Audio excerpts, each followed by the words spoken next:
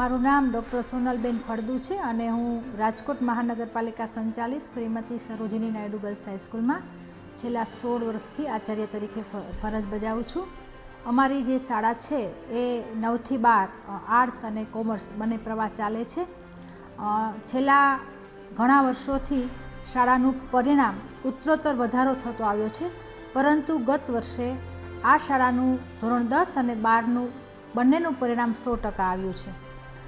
Staff અને શાળાની ભૌતિક સુવિધાઓને ધ્યાનમાં લેતા વિદ્યાર્થીઓને અમે વધુમાં વધુ પરિણામ સુધારણા તરફ કઈ રીતના આગળ લઈ જઈ શકીએ એના સંનિષ્ઠ પ્રયત્નો શાળા દ્વારા કરવામાં આવેલા હતા.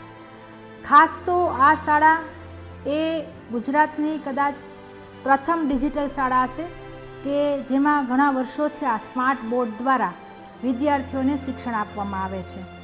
વેબ કેમેરા અને ઇન્ટરનેટની મદદથી વિદ્યાર્થીઓ પેપરલેસ અને પુસ્તક વિના પણ ઉત્તમ શિક્ષણ પ્રાપ્ત કરી શકે છે. શાળામાં ક્યાં પણ એક પણ જગ્યાએ ચોક અને ડસ્ટરનો ઉપયોગ થતો નથી.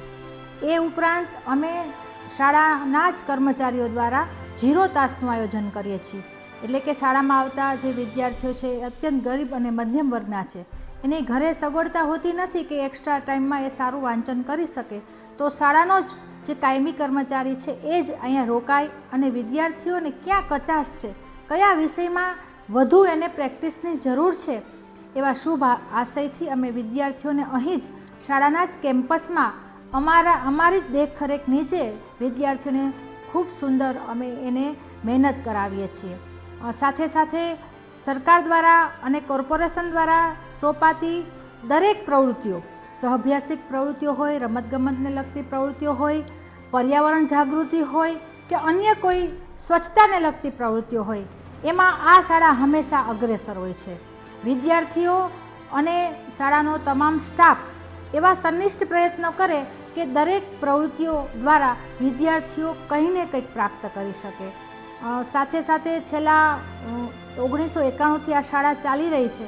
શાળાનું પરિણામ 5% હતું, પરંતુ ધીમે ધીમે અમે આ શાળાનું પરિણામ 100% સુધી લાવી શક્યા છીએ. રાજકોટ મહાનગરપાલિકાના અધિકારીઓ અને પદાધિકારીઓનો અમને ખૂબ સપોર્ટ રહ્યો છે. અમે કોઈ પણ પ્રકારની જ્યારે રજૂઆત કરીએ છીએ, ભૌતિક સુવિધાને લગતી હોય, વિદ્યાર્થીઓને લગતી હોય, ત્યારે અમને કોઈ પણ પ્રકારની ના પાડી નથી. હંમેશા અમને પ્રોત્સાહન અને પ્રેરણા પૂરું પાડી શક્યા છે. ગુજરાત સરકાર દર વર્ષે જિલ્લાની એક શહેરની શ્રેષ્ઠ શાળા જાહેર કરે છે. એમાં અમે આ વખતે એપ્લિકેશન કરેલી હતી, જેમાં આ વર્ષે અમને શહેરની શ્રેષ્ઠ શાળાનો પ્રથમ ક્રમાંક પ્રાપ્ત થયો. ગુજરાત સરકાર પ્રથમ ક્રમાંક પ્રાપ્ત કરનાર શાળાને 1 લાખનું અનુદાન પણ આપે છે. અને એ રીતે આ વર્ષે અમને એ ગૌરવની વાત છે કે આ શાળાને શ્રેષ્ઠ શાળાનો એવોર્ડ પ્રાપ્ત થયો અને એના માટે તમામ સ્ટાફ પરિવાર, અમારું સંચાલક મંડળ અને અમારા વિદ્યાર્થીઓની એમાં પૂરેપૂરી મહેનત હતી.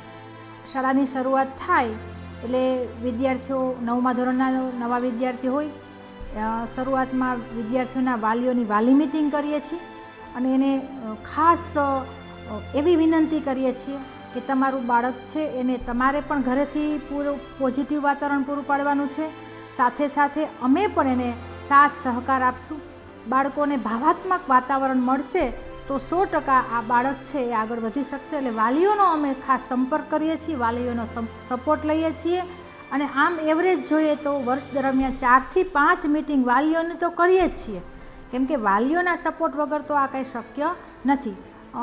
જે વિદ્યાર્થીઓ ભણવામાં શરૂઆતમાં ખૂબ નબળા હોય છે, આજુબાજુની જે શાળાઓ છે, સરકારી શાળાઓ, પ્રાથમિક શાળાઓ છે, કોર્પોરેશનની શાળાઓમાંથી બાળકો આવે છે, તો શરૂઆતમાં થોડુંક અમે બેઝિક એને શીખડાવીએ છીએ અને ધીમે ધીમે એ બાળક છે એ અમારા વાતાવરણમાં સેટ થઈ જાય છે. અને શિક્ષકો છે એને પ્રેમથી, સમજાવટથી ખૂબ એને મહેનત કરી અને બાળકને આગળ લાવવા માટે ખૂબ પ્રયત્ન કરે છે. ધોરણ 10 અને 12ના વિદ્યાર્થીઓને પહેલાં સૂચના આવી આપી દે કે કોઈએ બહારના કોઈ એક્સ્ટ્રા કોચિંગમાં જવાનું નથી, એક પણ પ્રકારનો પૈસો બગાડવાનો નથી. છેલ્લા 3 મહિના એક્સ્ટ્રા કોચિંગ વર્ગો અમે જ અહીંયા જરૂરી હોય એ પ્રમાણે કરાવીએ, 0 તાસનું આયોજન કરીએ. સાથે સાથે ટેસ્ટ ખૂબ ટેસ્ટ લઈએ, પ્રેક્ટિસ કરાવીએ, પેપરો લખાવીએ અલગ અલગ વિષયોના, અને લખવાનો કોન્ફિડન્સ કઈ રીતના વધુમાં વધુ વિદ્યાર્થીઓ લાવી શકે એના માટે વધુમાં વધુ પ્રેક્ટિસ છેલ્લા 3 મહિનામાં અમે કરાવીએ છીએ. પરિણામે વિદ્યાર્થીઓ ખૂબ બોર્ડમાં પણ સારો દેખાવ કરી શકે છે. ગુજરાત સરકાર દ્વારા દર વર્ષે રાજ્યમાં સારું કામ કરનાર કોઈ પણ શ્રેષ્ઠ શિક્ષક પારિતોષિક આપે છે. 2021માં ગુજરાત સરકાર દ્વારા બેસ્ટ પ્રિન્સિપાલનો એવોર્ડ સરકાર તરફથી મને મળેલો છે. ફૂલછાપ નારી ગૌરવ એવોર્ડ મળેલો છે. વિવેકાનંદ યુથ ક્લબ તરફથી એવોર્ડ મળેલા છે. ઉમા નારી રત્ન એવોર્ડ મળેલો છે. તારક મહેતા કા ઉલ્ટા ચશ્માના માં પણ સ્વચ્છતા સેનાની એવોર્ડ મળેલો છે. એવા તો ઘણા બધા અમારી જે કાંઈ પ્રવૃત્તિઓ છે, ખાસ તો ગરીબ બાળકો દીકરીઓ માટે અમે જે કાંઈ પ્રવૃત્તિઓ કરીએ છીએ એને ધ્યાનમાં લઈ અને ઘણી બધી સંસ્થાઓએ મને આ પ્રેરણા પૂરી પાડી છે, પ્રોત્સાહન પૂરું પાડ્યું છે અને અમારી પ્રવૃત્તિઓને બિરદાવી છે. એનું જ આ બધું અમારું પરિણામ છે. વર્તમાન જે આર્થિક સ્થિતિ જોતાં દરેક બાળક કાંઈ હાઈફાઈ ખાનગી શાળામાં ભણી શકે એમ નથી, અને ખાનગી શાળામાં ભણી શકવા કરતાં પણ એક એવી મેન્ટાલિટી હવે સરકારી અને ગ્રાન્ટેડ શાળાઓની બની ગઈ છે કે વધુમાં વધુ દીકરા અને દીકરીઓને સારું પાયાનું શિક્ષણ, ગોખણિયું નહીં પણ એને જીવનલક્ષી શિક્ષણ, પાયાનું શિક્ષણ અમે આપી શકીએ.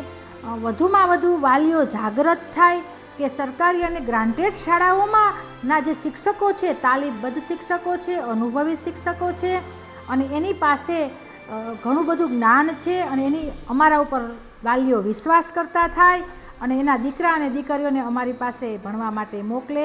જીવનલક્ષી શિક્ષણ આપીએ, એના કારકિર્દીલક્ષી શિક્ષણ આપીએ અને દીકરા દીકરીઓ ખૂબ આગળ વધે એવા અમે પ્રયત્નો કરીએ છીએ.